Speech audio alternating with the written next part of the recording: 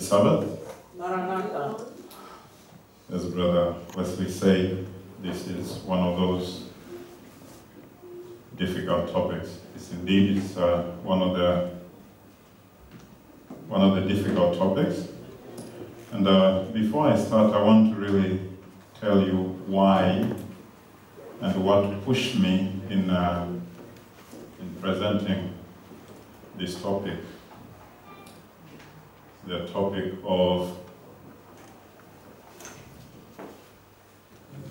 the Trinity.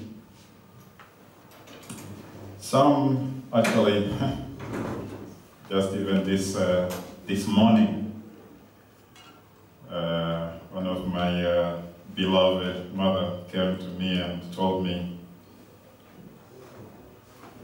I'm paraphrasing her, maybe you should change the title.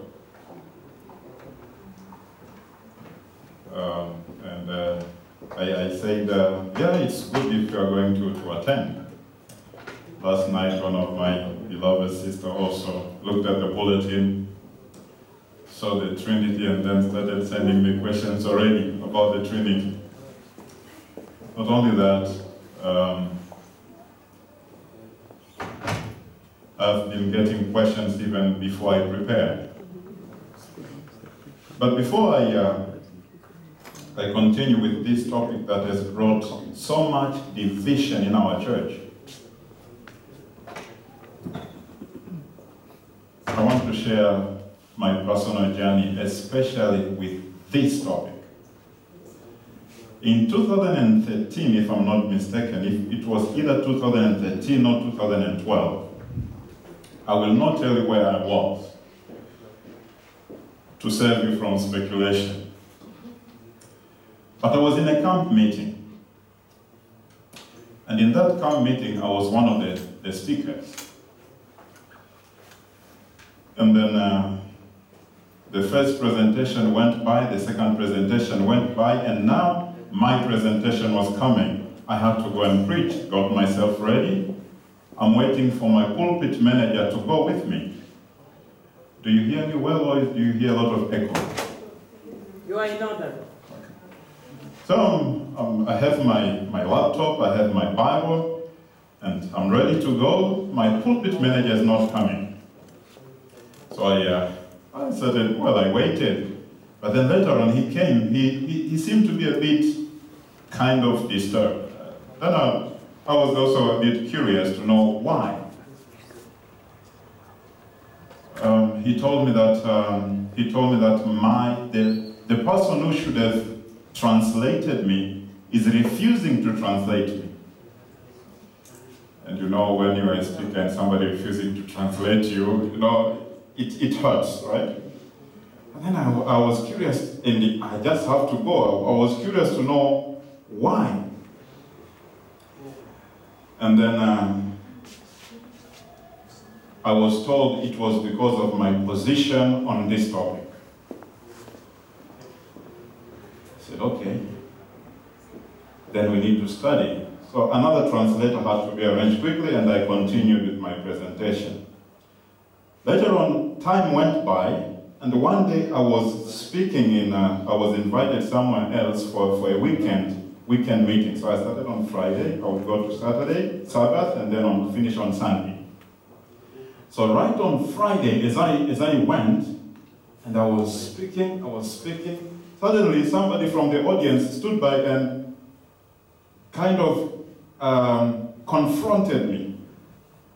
I was like, wow, that's not the best way of confronting somebody. So it took me off balance a bit. And then I told the person, but why can't you wait until we study together instead of, you know, attacking me this way? And then the person agreed, and then later on we went to a study. The other time I also was speaking somewhere around 2014, 2013, if I'm not mistaken. I don't remember the year. Right there, I'm preaching a morning sermon. A brother stood right there and confronted me again. So time went by. From 2013, 2012, 2014, 2015, I continued. 2016, I continued getting a lot of messages, getting this, getting that. 2017, continued, but 2018, last year, I was surprised. I was very surprised because I got a call from one of the brother which I respected much, telling me about this topic. And to be honest with you, there are things which worries me. And there are things which I could go to bed and I'm wondering, how am I going to do this? And then I wake up tomorrow, maybe it disturbs me, but I never could imagine that for almost 2 weeks, I would be worried that this thing is happening now. So I would go to bed and say, oh Lord, but why now? I wake up in the morning and I'm worried about the future. And then I say, but why now? Later on, not only that brother, another sister called me and told me, but do you know about this topic? So my worry started increasing. And then the other brother also came and talked about it. So I was like, there's a need of studying this together. We cannot push it away because sooner or later we will be confronted with it. There's a need of facing this topic head on and see what the Bible says and see what the spirit of prophecy says, and let's make our stand based on the knowledge that God is leading us to. Before we go to this topic, I also actually, when was it? Last week actually, last week Friday, I was walking around Rotterdam Central area. Then I saw a pile of books. A lady and a man were standing there. So just out of my curiosity, you are walking, you don't want them to call you because you're in a rush. So I was just calling. Then this lady saw me that I was looking at those books, and then she called me. Are you interested? Come. I said, yes. Which books are these? And then she said, those were religious books. I understood that they were Jehovah's Witnesses. So she started preaching to me. I listened, and then she started telling me about the Trinity. I was like, why now? And then she started telling me about the Godhead. I went home and said, maybe this is a call for me to go and study this topic.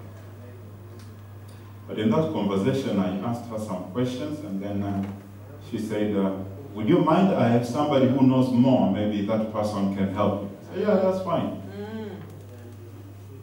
Is he available now? I said, no, he's not available now. But why don't we talk? Because you started, why can't we continue with studying? He said, yeah, but I cannot answer your questions. So that's how I thought, for me, this is a right sign that I need to study this topic. Amen.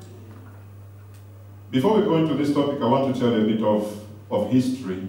Our history as Seventh-day Adventist Church. Back in the 80s, right after the disappointment, when people thought that Christ was coming, but unbeknown to them, Christ was moving from the holy place to the most holy place, there was something that happened to our church, which is called the shaking.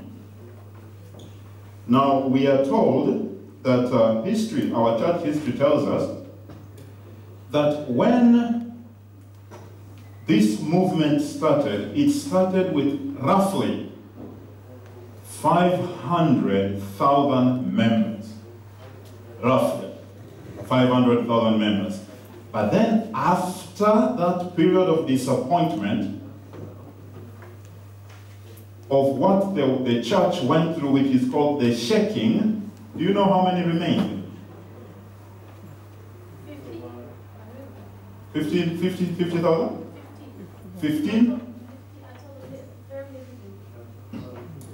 Yes. Actually, who remained was only 1%. So 99% of Adventists were shaken out of this movement. 99% of members of the church were shaken out, and they left Seventh-day Adventist Church. Which is quite shocking, eh? If you think like we are here, if we are 100, then only one person will remain.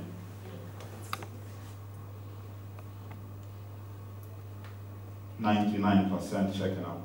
The Bible says in 1 Timothy 4 verse 1, 1 Timothy 4 verse 1, the Bible says, "Now the Spirit speaketh expressly, that in the latter times some shall depart from the faith, giving heed to seducing spirits and doctrines of devils."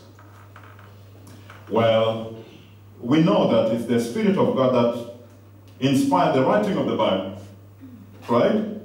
So the Spirit of God has always been speaking expressly. But when it comes to seducing spirits and doctrine of the devils, the Bible says, Spirit speaks expressly. Now the Spirit speaks expressly, saying, some shall depart from the faith, the 99, and also in our times, giving heed to seducing spirits and doctrines of the devil. You know, with doctrines of the devils, we can understand, because when it comes to the doctrine, if you say, if I come with the doctrine about the mark of the beast and the seal of God, that doctrine we can argue about, right? We can go through the scriptures and we can see what the spirit of prophecy is saying. But what is so dangerous? I don't know if you get it from this verse. What is so dangerous is there is one part which we have not really been taking heed of, about the seducing spirits. You cannot argue with that. When it comes to doctrine, I stand here, we are studying, you can tell me, no, you are wrong. I'll tell you, no, I'm right. And I will tell you how I am right, and you will tell me how I am wrong. But when it comes to seducing spirits, you cannot argue with experience. I will tell you what happened. Actually, around the same time, I met a lady who told me, I feel it in my body. Something is moving in my body when I talk about this topic.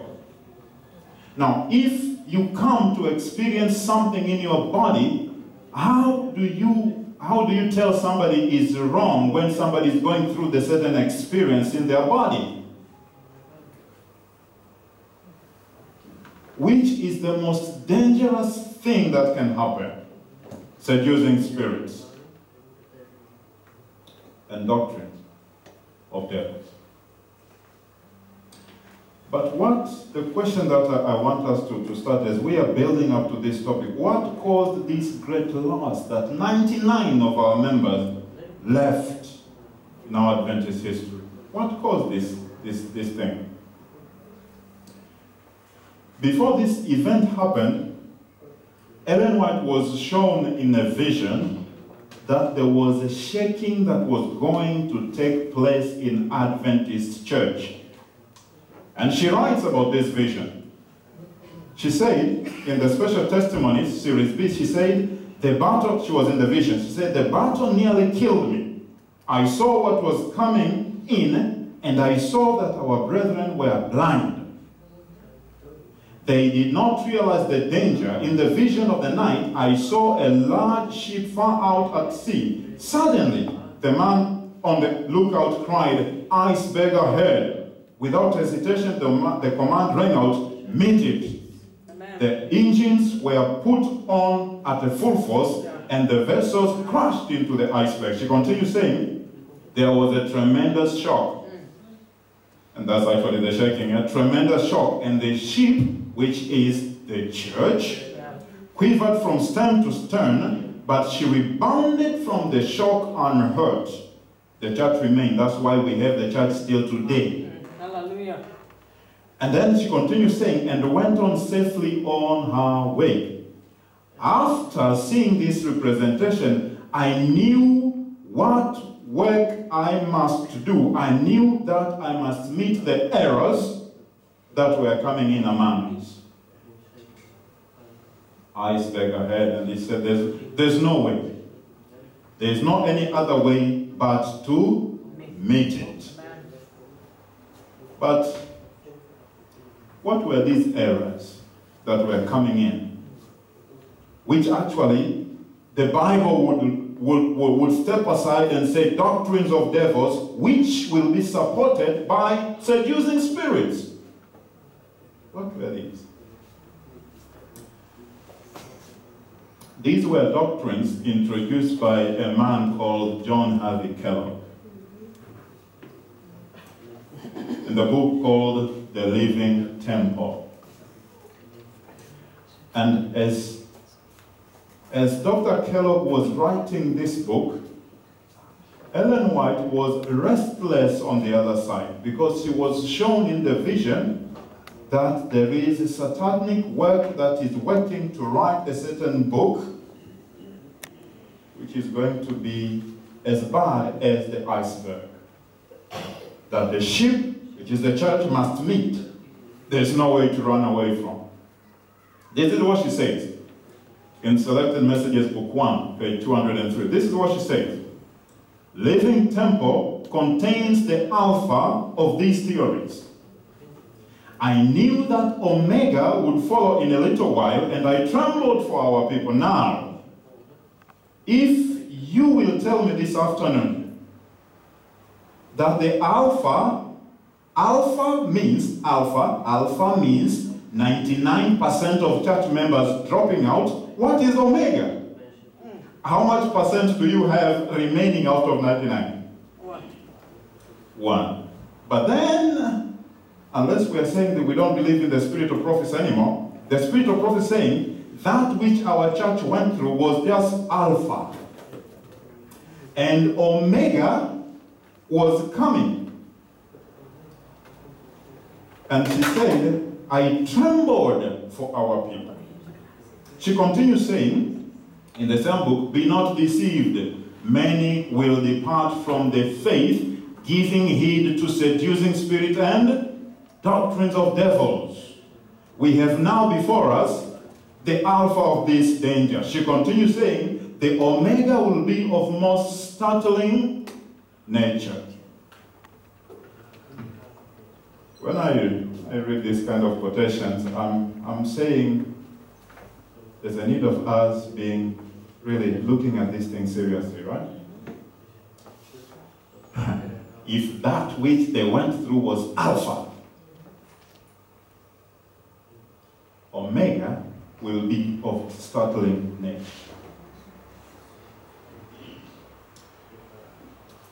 But maybe so that we go a bit deeper, we are just delving away to what we have to study. But what was it that was taught in this book, The Living Temple?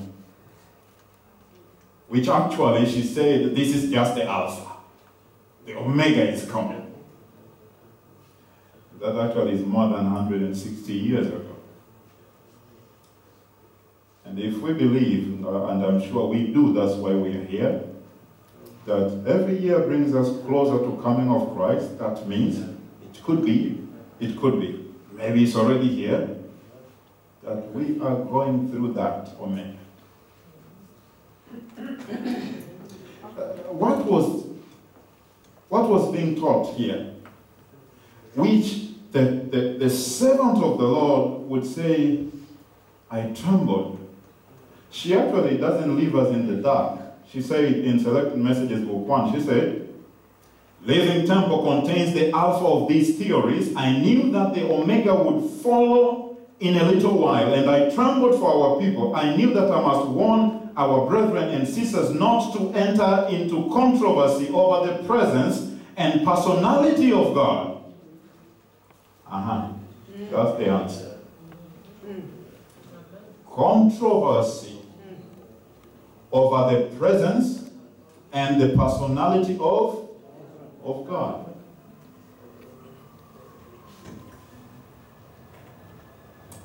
So that actually was part of the Omega. Talking about, before I say this, who told me? Was it last night or the night before? It's like when I was just preparing this topic, people were calling me out of, it's so interesting. Other people never call me, but then, was it last night? I'm trying to forget. I'm trying to remember.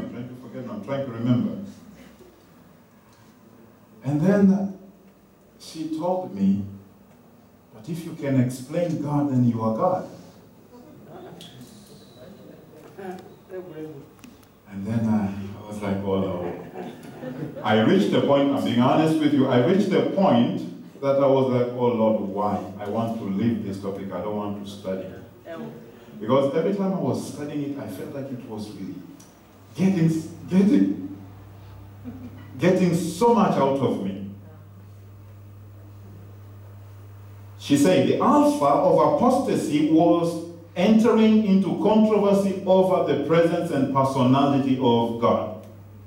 But not only that, there is something which actually was contained in this book that was written by Dr. Kellogg, The Living Temple, which Ellen White was shown that this is the iceberg. The other thing was, Kellogg tried to tell people that they should not really trust the spirit of prophecy. And that the writings of Ellen White cannot really be trusted. Listen to what Selected Messages Book 1 says. Satan is constantly pressing in the spurious to lead away from the truth. The very last deception of Satan will be to make of none effect the testimony of the Spirit of God. She continues saying, Satan will work ingeniously in different ways and through different agencies to unsettle the confidence of God's remnant people in the true testimonies. There will be a hatred kindled against the testimonies, which is satanic. The working of Satan will be to unsettle the faith of the churches in them. I am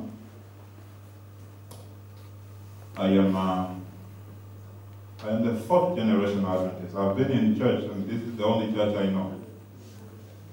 I grew up hearing about the testimonies of God. I grew up hearing about the spirit of prophecy. But than never before, I'm being confronted nowadays in scrutinizing these writings than the days that I grew up, the younger days. He said the very last deception of Satan will be to make of none effect the testimony of the Spirit of God. Often I've heard, you cannot trust this book, you cannot trust that book she didn't write, this she didn't put, this is not her writing. The very last deception of Satan will be to unsettle the God's remnant's people, saying, we cannot really trust that because we don't know what they did after her death.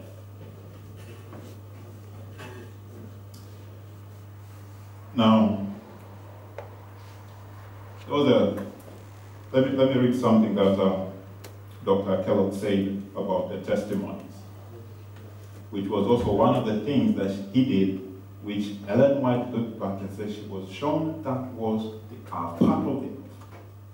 That's what she said. The other recurring charge of Dr. Kellogg was that others interfered with and often manipulated Ellen White's writing so that they could not be trusted to present her position accurately.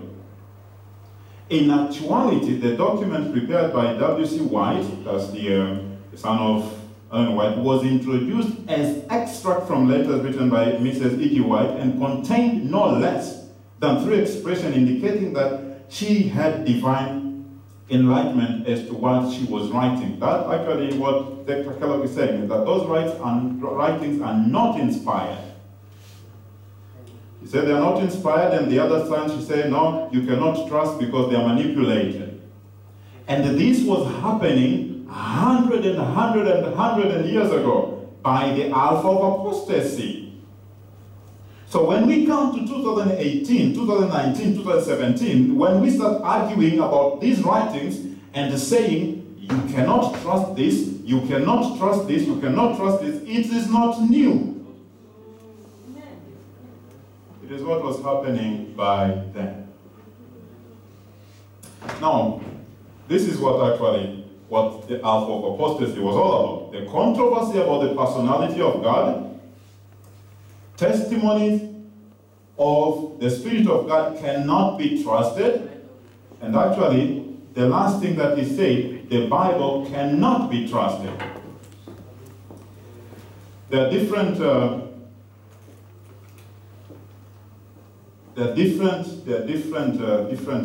people that I've heard often who say that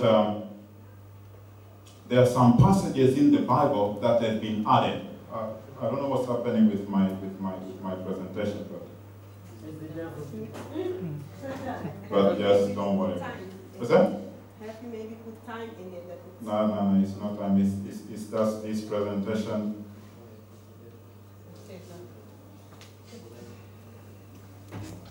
The Lord is good. Okay, I will be going. If it goes in front, I'll go back. Amen. If it goes back, I go in front. Hallelujah. And if I forget, you remind me. Can you mention also the quotations, because it's very difficult to read that. Oh yeah, this one is the Great Controversy. Which one? The Great Controversy 69.1. What I've heard often, we have talked about trust in the spirit of prophecy, which is part of that apostasy. Now, part of the other apostasy is trust in the Bible itself. Last week, as I was talking to this lady, she told me, I asked her to go to a verse of the Bible. She said, no, that verse was added. I said, okay, let's go to another verse then. Okay, I'm gonna do this. Maybe it's easier. Okay. I hope it will be good. I told her to open with me to the book of John, 1 John. She said, no, that was added. I said, who added? He said, no, the Roman Catholic added it. I said, okay, so the Roman Catholic added it. You know, actually, those arguments are not only,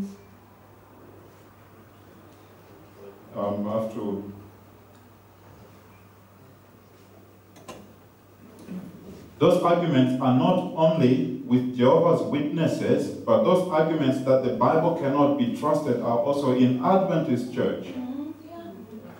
If we say 1 John 5:7 was added, how do we prove that? Now I will tell you what was added. The only verse that was supplied by human wisdom is Daniel 8 verse 12. Why do I know that? It's because the spirit of prophecy clearly tells us that that verse was supplied by human wisdom. When they were talking about the daily, and they're talking about the daily sacrifice. Then Ellen White, in a vision, she was shown that that verse was supplied by human wisdom.